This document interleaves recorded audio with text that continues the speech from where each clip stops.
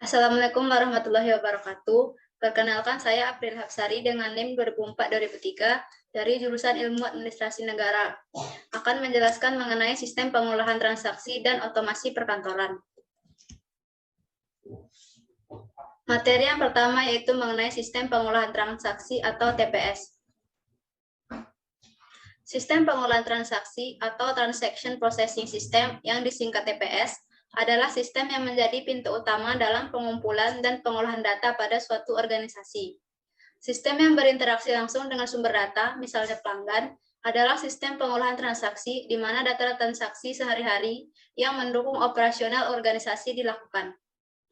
Tugas utama dari TPS adalah mengumpulkan dan mempersiapkan data untuk keperluan sistem informasi yang lain dalam organisasi. Misalnya untuk kebutuhan sistem informasi manajemen atau kebutuhan sistem informasi eksekutif. Tugas pokok pengolahan transaksi. Yang pertama yaitu pengumpulan data, yang kedua manipulasi data. Data transaksi yang dikumpulkan biasanya diolah lebih dahulu sebelum disajikan sebagai informasi untuk keperluan bagian-bagian dalam organisasi atau menjadi bahan masukan sistem informasi yang lebih tinggi. Beberapa tugas manipulasi data adalah sebagai berikut. Yang pertama yaitu klasifikasi atau data dikelompokkan menurut kategori tertentu. Yang kedua yaitu sortir. Data diurutkan menurut urutan tertentu agar lebih mudah dalam pencarian data. Dan yang terakhir yaitu perhitungan, yaitu melakukan operasi aritmatika terhadap elemen data tertentu, misalnya penjumlahan penerimaan dan pengeluaran setiap hari atau menghitung jumlah hutang pelanggan dan sebagainya. Selanjutnya yaitu pengiktisaran, atau melakukan peringkasan data atau summary seperti sintesa data menjadi total, subtotal, rata-rata, dan sebagainya. Selanjutnya penyimpanan data. Data transaksi harus disimpan dan dipelihara sehingga selalu siap memenuhi kebutuhan para pengguna. Yang terakhir yaitu penyiapan dokumen. Beberapa dokumen laporan harus disiapkan untuk memenuhi keperluan unit-unit kerja dalam organisasi. Selanjutnya yaitu komponen-komponen sistem pengolahan data. Yang pertama yaitu dokumen sumber. Kebanyakan transaksi dicatat pada dokumen sumber yang menyediakan catatan-catatan tertulis.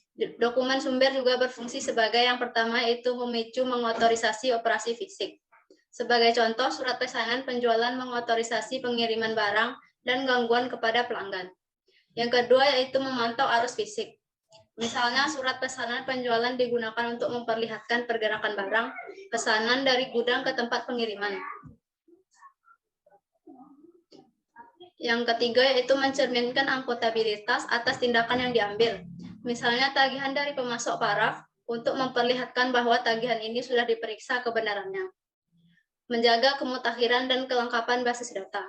Sebagai contoh, kopi faktur penjualan digunakan untuk memutakhirkan saldo dalam catatan-catatan sediaan, catatan pelanggan, dan kemudian diarsipkan untuk kepentingan riwayat penjualan. Selanjutnya yaitu menyediakan data yang dibutuhkan untuk keluaran. Misalnya data dalam surat pesanan penjualan digunakan untuk menyiapkan faktur penjualan dari ikhtiar penjualan. Yang kedua yaitu jurnal dan register. Jurnal dan register merupakan catatan akunting yang memuat data dalam urutan kronologis. Jurnal merupakan catatan akunting formal awal dalam sistem manual. Mengiktisarkan data transaksi dalam satu keuangan.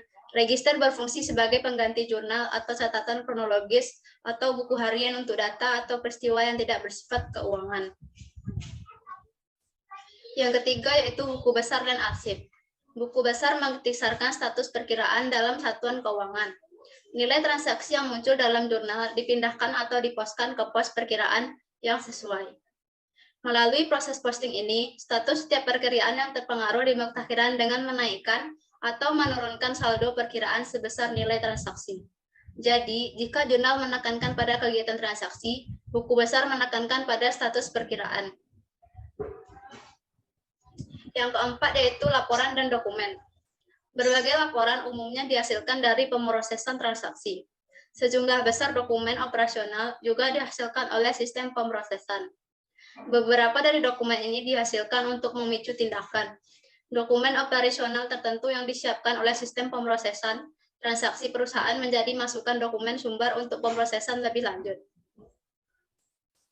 Yang kelima yaitu bagian perkiraan dan kode lainnya.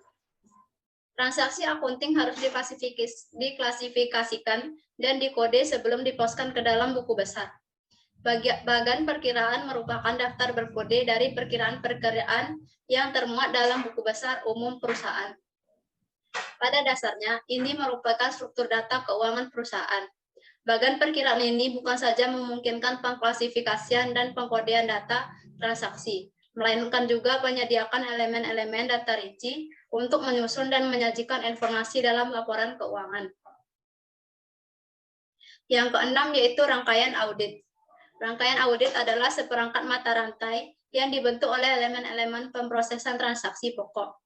Rangkaian audit merupakan alat untuk melakukan penelusuran dari dokumen-dokumen sumber melalui jurnal dan buku besar sampai ke total ikhtisar dalam laporan keuangan atau keluaran keuangan lainnya. Di samping membantu audit sistem pemrosesan transaksi, rangkaian audit memungkinkan 1. Koreksi kesalahan yang terdeteksi, 2. Menjawab pertanyaan, dan rekonstruksi arsip. Yang terakhir yaitu tindakan pengendalian dan pengamanan. Pemrosesan transaksi yang baik menuntut adanya berbagai tindakan pengendalian dan pengamanan. Contoh pengendalian yang telah dijelaskan meliputi bagan perkiraan, perkiraan pengendali, rangkaian audit, dan metode pemrosesan sekali tulis. Materi yang kedua yaitu mengenai otomasi perkantoran.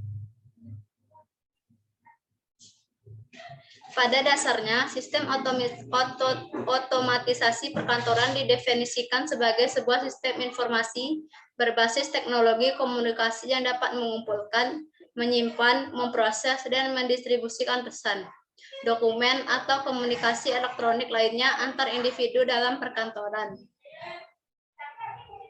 Manfaat otomasi perkantoran yaitu terkait dengan berbagai komponen yang dimiliki perusahaan dalam menangani proses input data hingga distribusi.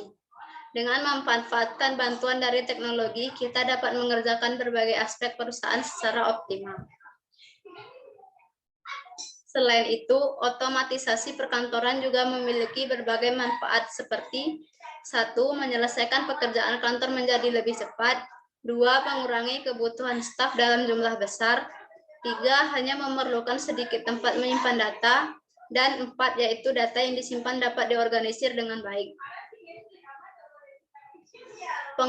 Pengotomatisan juga memiliki tujuan sebagai berikut. Penggabungan penerapan teknologi, memperbaiki proses pelaksanaan pekerjaan kantor, meningkatkan produktivitas dan efektivitas pekerjaan, memberikan kemampuan kepada manajemen untuk dapat memecahkan masalah perkantoran dengan lebih baik, dan mampu memberikan data yang akurat sehingga dapat mempermudah manajemen dalam membuat keputusan bisnis yang tepat. Sekian yang dapat saya sampaikan. Assalamualaikum warahmatullahi wabarakatuh.